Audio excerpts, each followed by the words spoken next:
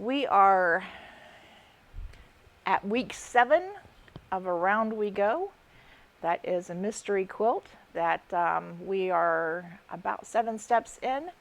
We have finished some of the harder ones. The last 2 steps we did, weeks 5 and week 6, had a lot to do with methods. So some of the parts that we needed to make had to do with half square triangles. I'm going to make sure I get that right, because in the last 2 videos that I had to talk about half square triangles, I actually said rectangles. So when I did the videos, I kind of put down at the bottom half square triangle over the part where I said rectangle. And it was like, sheesh, you think I could get that right? Anyway, so we were working on half square triangles, and we were also working on square and a square. And there's several methods for that, but there were 2 that I picked out that I really liked.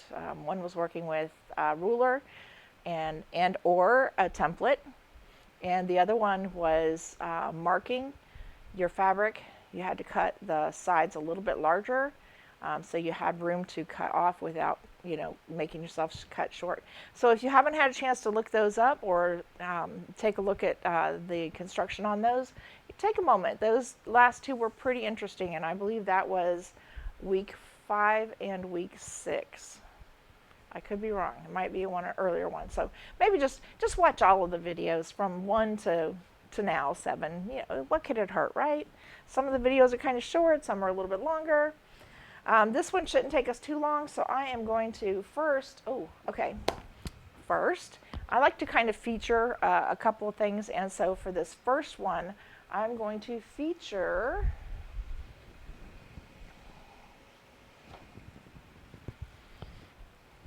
ta-da, the pressing bars. Okay, earlier I was talking about my pressing bar. I love, love, love my pressing bar. I have used them so much that I have literally worn them out. If you want to make a nice seam, and this is a seam using the pressing bar and the triangulations from Bear Paw Productions, which is, of course, like I said, in my, let me bring it here in front of my face, which is in my comments. You can find the link for that. You can make a perfect half square triangle. I want to say pretty lickety split. There's still some work, but it actually works out really, really well. I love that. And then you use the pressing bar to press that seam open. And once you press that seam open, you are basically done with that square. All right, so these are the 4 I have currently. This is the 2 15 inches. They're $15 each. And the 2 10 inches, and they are $10 each. I'm sorry, not 10, 12. 12 inches. Jeez. I'm going to have to make a little notation in my video for that. All right, but let me bring you down here to the table. Actually, I'm going to have to pick the mat up. Let me bring you down to the table because I want you to see this. Again, I will have that in my my Etsy. I'll make sure I get them done tonight. This is a mat I bought from Sweet Pea, and I'd wanted one so bad because I had seen them do the construction where they would pin right into the mat to hold it steady so they could see that they were getting a good pin. And I thought, oh, I'd really love to have that. And it took a while. One, they're always sold out. They're always sold out of this thing. It's nice and thick. You can iron on it, and you see the ironing a lot. But here's something I found out. I do a lot of SF101 with fabrics. Oftentimes it's because I do quite a few t-shirt quilts. I've done several over the last couple of years for customers, and they've loved them, and I'm grateful for that. But here's one thing I noticed. If I'm not careful, I can wind up getting the SF101 stuck to my ironing board or stuck to my many different kinds of mats. I have my wool mats. I have the little ironing boards that I love to use. Haven't used any of them recently. Not even sure I have one around here right now. Huh, that's weird. I almost always do. Anyways, well, hey, Miss Jerry, welcome. Oh, and Miss Diane. I use mine all the time also. Miss Diane, I think you keep just about one of everything of mine, and I am so grateful for that. And thank you so much, and I know you love them, because if you didn't, you wouldn't say it. Okay, So here is the SF-101. This side is the bumpy side. This side is that has the fusible on it. This is the smooth side. SF-101 is perfect for doing the t-shirt quilts. So, you know, sometimes when you're trying to get it on here, you have to be careful because you don't want to overgo it, because this will get stuck to your ironing board. And then when you pull it up, you've got that sticky stuff left over on your mat. Well, let me just show you something. Here, hang on. Let me grab a piece of fabric here and just show you what I'm talking about. So let's just say that's your ironing board top. If you were to iron on here and you accidentally get over on top of your ironing board, it sticks. It sticks to your ironing board. But here's what I found out. It's already sticking pretty good to that.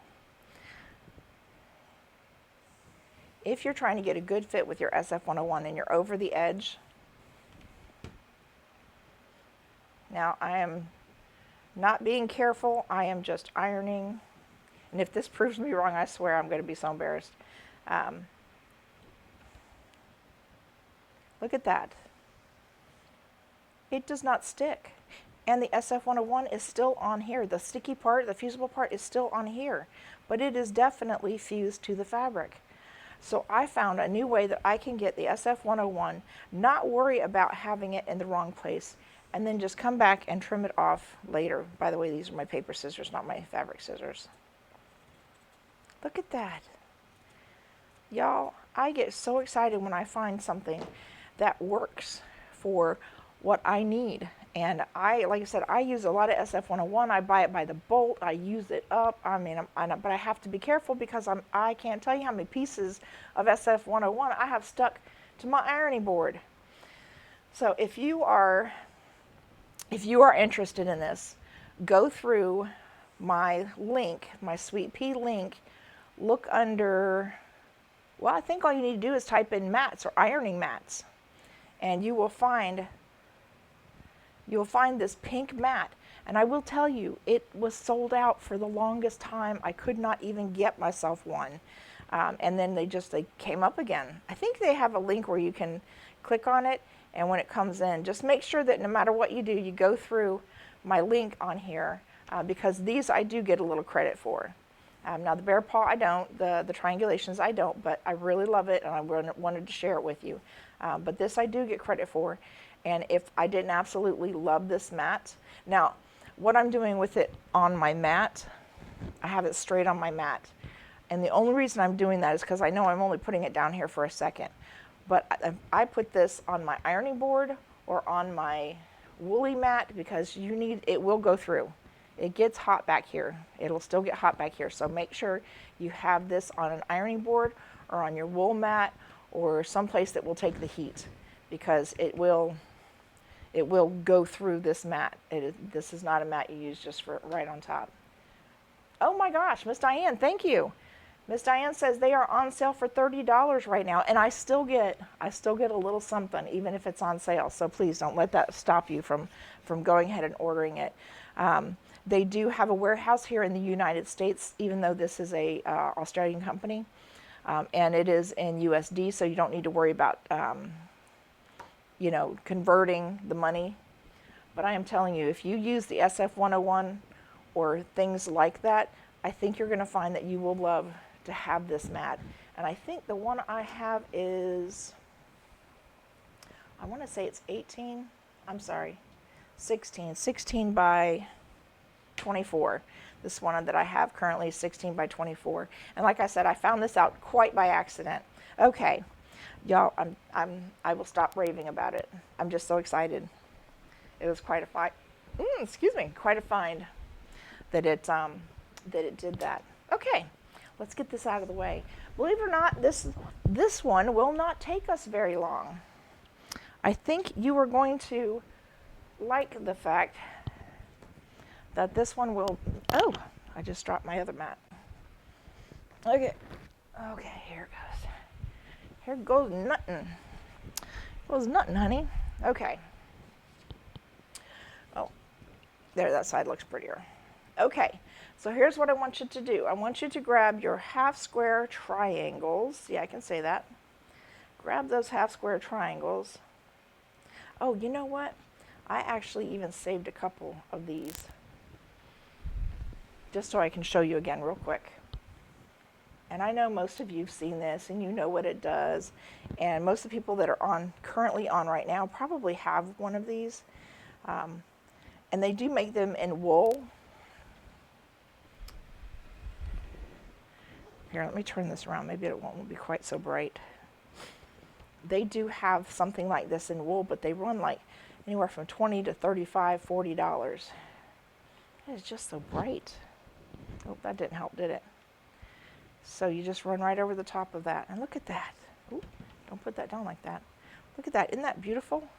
It just makes a beautiful, there you go. Just makes a beautiful seam. And it doesn't buckle and it doesn't bend. And that's what I love about these things. And in the long run, it makes my work easier. Okay. So here's what you need to do. We're going to lay these out the same way every single time. You need to take 4 of these, and we're going to lay them out just like this. Okay? So every single one is going to be laid out like this. Now, if you get it turned around, just so long as all the points are going in the same direction, you're okay. But if you do it in the same direction every single time, then you won't get goofed up. I guess it's just this side. So it will stay in pattern the way you need it. So here's what I do. I flip it over and I pin it. There's my wonderful woolly matte pin. My wool pin. It is beat up. It's an antique I got from an antique store. And it looks handmade, and I absolutely love this thing.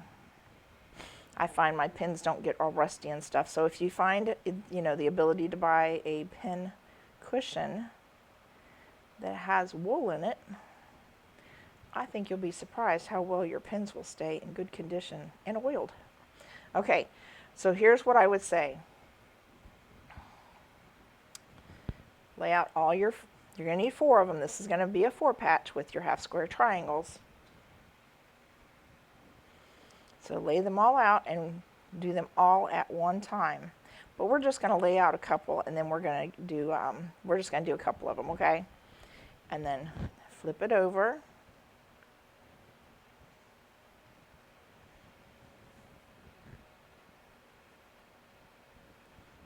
And then flip it over.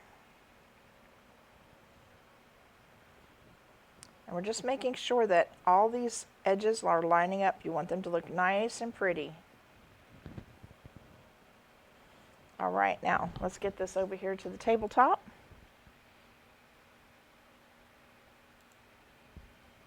No, that was the tabletop. I'm sorry. We're going to come over here to the throat plate. Y'all, I can talk today. I promise I can. Okay.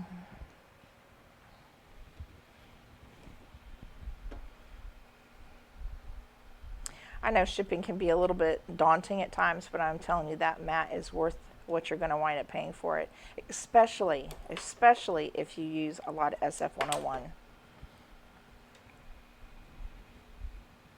Okay. So we're going to get that in there, and we're just going to start running it down the line.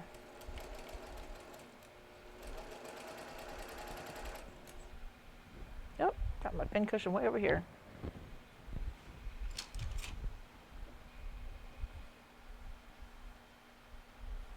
Just making sure my pins stay together. And just remember, keep that side pinned, and don't let it up. Because if you take the pin out, like I just did, you may forget or lose which side you're working on, and then you could have it turned around. And if you get it turned around, you're going to have to rip it out and start again. Okay.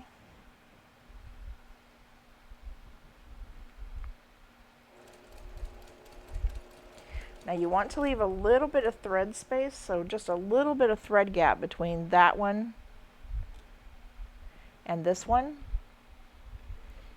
because we're going to need that, okay? Okay, so I would just keep going and do them all. Just like I said, make sure you have them all going in the same direction. All right. Now let's go back over here.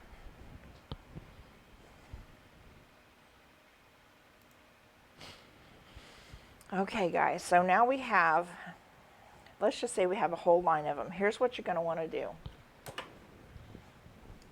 Y'all, I finally found my other little thread snippy thing. Right there is just a little razor blade, and I can store my pins in here. And I think I got this from Missouri, or either I got it from Quilters Haven, which is over there in Palmetto, or Ellington, in Ellington, Florida, which is a neighboring town to Bradenton and Sarasota. All right, so every two, count two, and then snip them apart. Count two, and then snip them apart. And here's what we're going to do. Okay, now we're going to take it, and we're going to iron one direction this way. And I would take your Carson iron, which I've moved mine. There it is. It's in the shadows over here. And just kind of give yourself a little nudge there. And then this one we're going to take and go the opposite direction. So this one's going this way, and this one we're going to go this way. And I would try to stay on that direction from here out.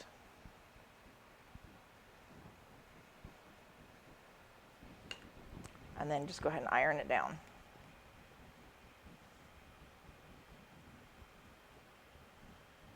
Okay. Then when you get all those done, you're going to leave that thing right there, and you're going to use it to help keep these together. So you know which ones are going in the right direction, which ones are going the opposite direction. And again, we're going to just take it and we're going to nest it. And I know we've done this before, but I'm going to keep telling you about it because it is wonderful. We're going to nest it and we're going to pin it. And you pin whatever side you're most comfortable with. Okay?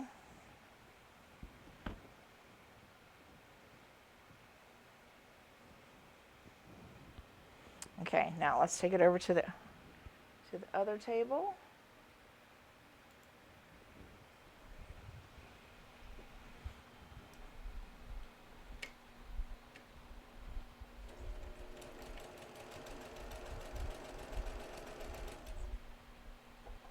I'm going to get right up to that needle, hopefully not hit it. Okay, I went a little too far, that's okay. And then I'm going to make sure my sides stay together, foot is down. And of course we're using a 1/4 inch seam. Most time that you quilt, you're going to be using a 1/4 inch seam. Okay, now let's come back to the table. Now here's where it gets fun. Now once you've got all of those sets together, we're just going to go ahead and snip that little piece right there. You're just going to snip it. Okay, you need to get rid of it. And then we're going to take it like this. Okay, and just kind of hold it apart a little bit. And then you're going to take it and you're going to push those two seams apart. And we're going to do what's called spinning. We're going to spin this seam. We've done it before. And we're going to do it again. And we're going to lay it down so that these spins act like a pinwheel, and they're all going in, these seams are all going in the same direction. Okay? And then we're just going to iron it down.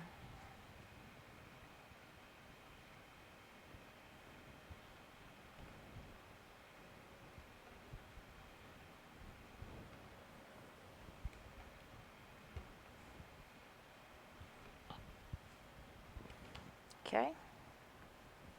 Then if you look, you should have a beautiful point right there.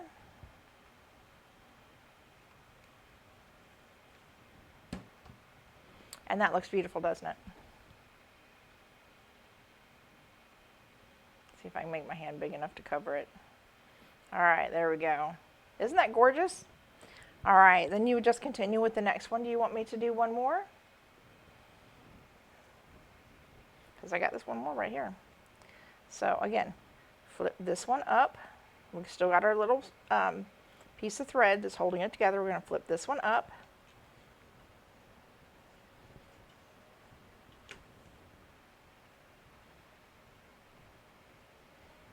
We're going to take this one and flip it this way so that it's down.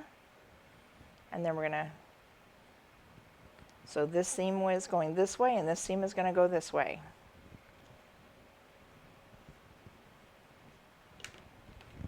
Going to iron it. Flip it over using that little piece of thread there to help guide us. We're going to thread it over that way. Stick your fingers in here. And we're going to nest. We're just going to take it until those two seams meet. And you can feel them because they kind of get bumped into and they don't want to go much further. So if you get that in there, I'm going to grab my pin. Pin that right there. And that one fit pretty good on that side and pretty good on that side. So let's come on over here. We're going to stitch it together.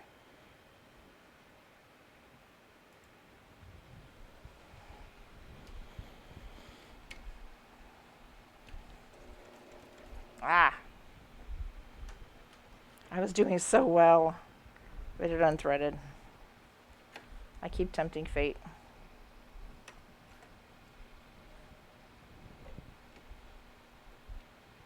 Okay.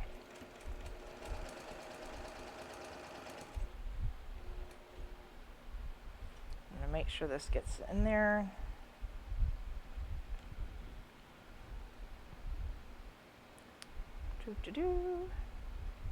Does anybody have any questions so far?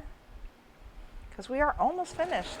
Ooh, got a little heavy-footed, little lead-footed with my sewing machine pedal.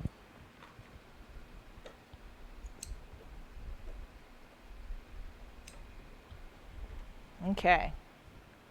Here, let's see. You can see it a little better right here. Okay. Maybe you can't. It's hard to see when I'm going like that direction. So let's come back over here. We'll turn on the tabletop. All right, so if you remember, we had this little piece of thread right there. And you can do this all at one time. Just take it and snip that little seam apart. Okay. So now it's nice and open, like that. Okay. Nice, beautiful seam. We're going to take it and we're going to push that open. And it's really neat because it makes just a teeny tiny little pinwheel right there, smack dab in the center. I don't know if you can see it. It's funny, I don't have a lot of light in here, but boy, it sure does blow out my my whites. Actually, this turquoise, it blows it out too.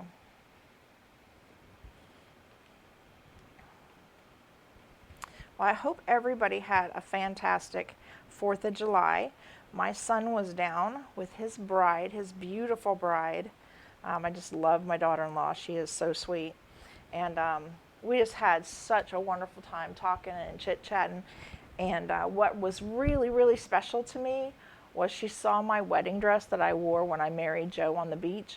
And she loved it so much and was afraid to ask me, but she wanted to wear it at her reception. And I figured she'd be like my kids, nah, they don't want anything from me. They don't want anything. And so there we have it. And they're all going in the same direction. So you just want to make sure all those arrows are going in the same direction. There's actually a name for this particular block that looks like this. It's like birds of the air or something like that. But I'm not 100% sure.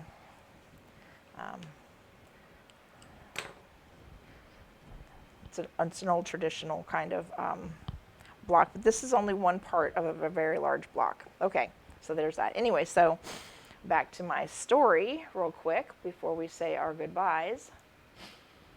So she asked, she just mentioned to my other daughter that she would have loved to be able to wear the dress at her reception.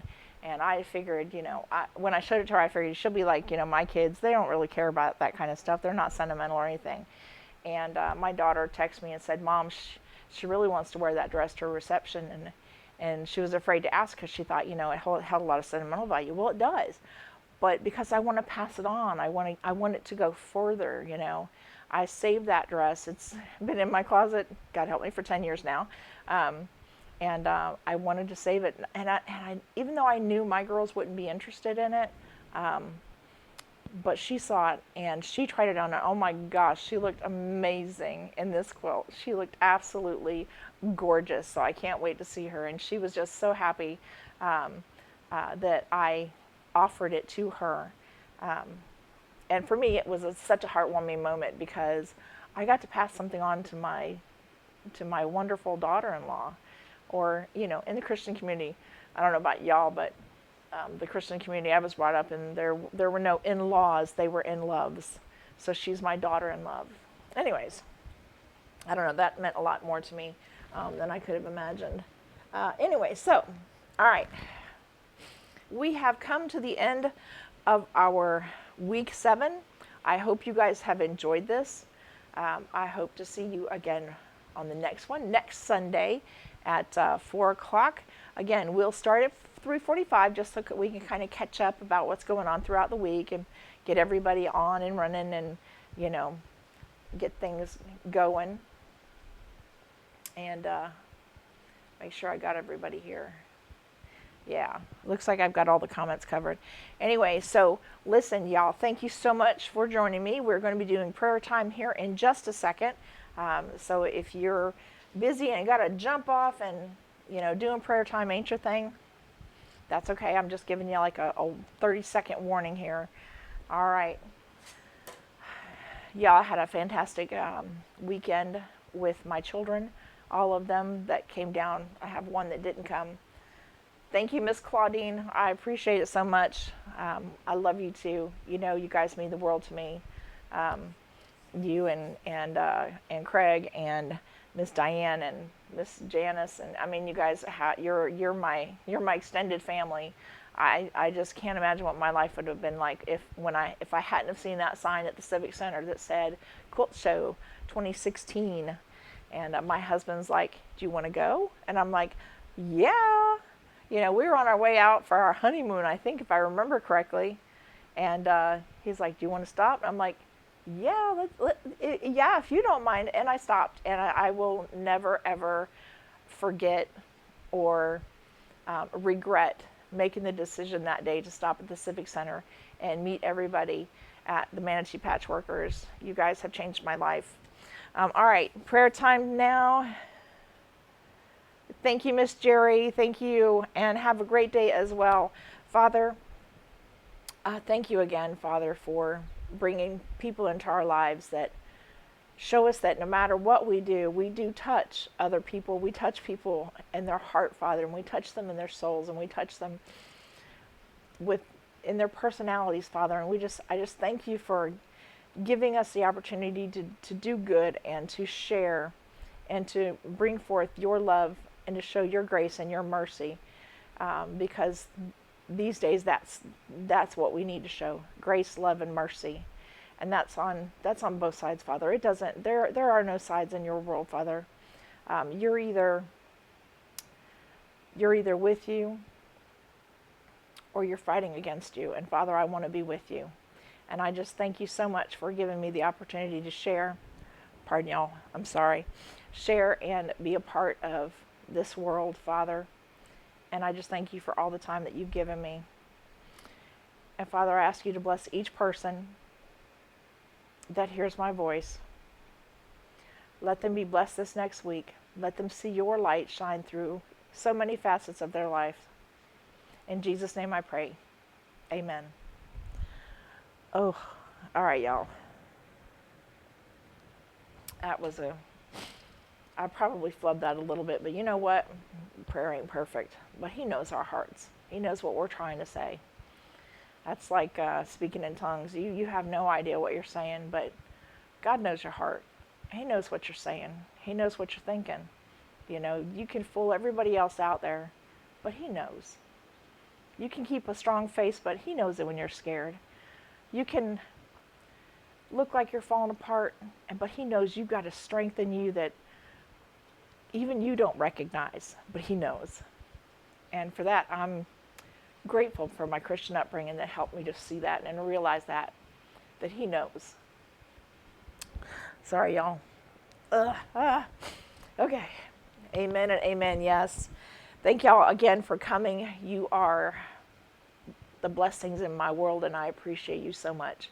You guys have a great week, and we will see you next time. Mwah.